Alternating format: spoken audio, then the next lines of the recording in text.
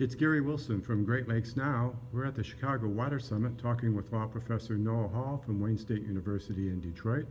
Hall is the founder of the Great Lakes Environmental Law Center and has a long regional and national resume involving water law. Noah Hall, welcome to Great Lakes Now. Great, thanks.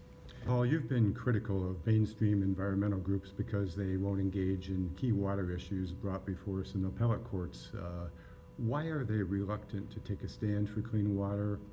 And do they bear some responsibility, indirect as it may be, for not standing up for Flint? Sure. Well, to unpack your question sort of in reverse order, absolutely the environmental community has a lot of looking in the mirror to do over their own shortcomings and failings on the Flint water crisis.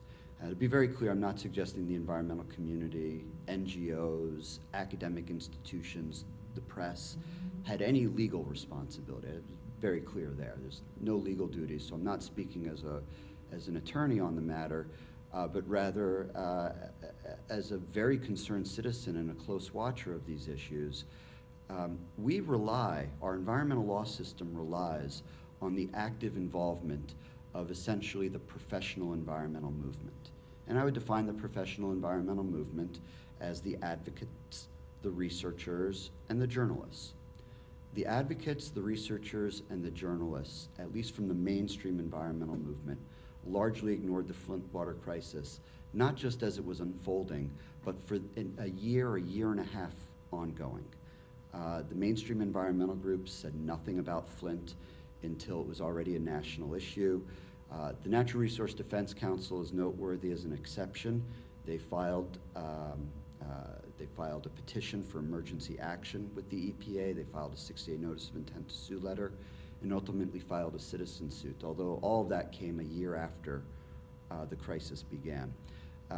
The University of Michigan, which has a Flint campus and found Flint in its drinking water system on campus in early 2015, did nothing to research, publicize, bring attention to the issue, or begin to figure out what was going on and what the risks to citizens were.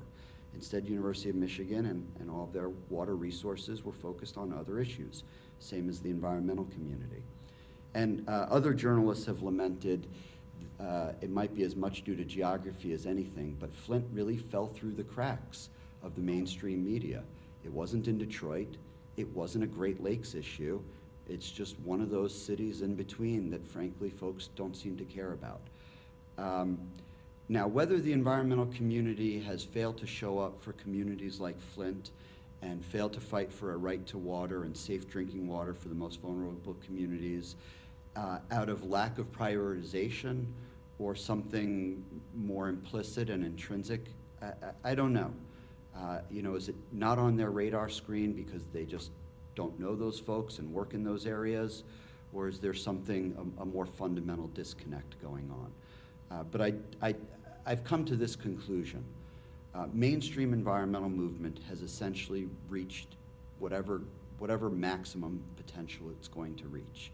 And at this point, if the environmental movement wants to grow in influence, in ability, to meet the problems of the day, it's going to have to become a bigger movement.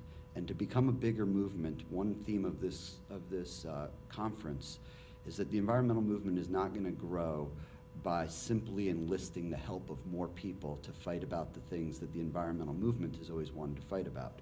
The environmental movement's only going to grow when it listens and builds a bigger tent, not in the folks participating, but in the issues that more folks care about. And the right to water, I think, should be at the top of the list.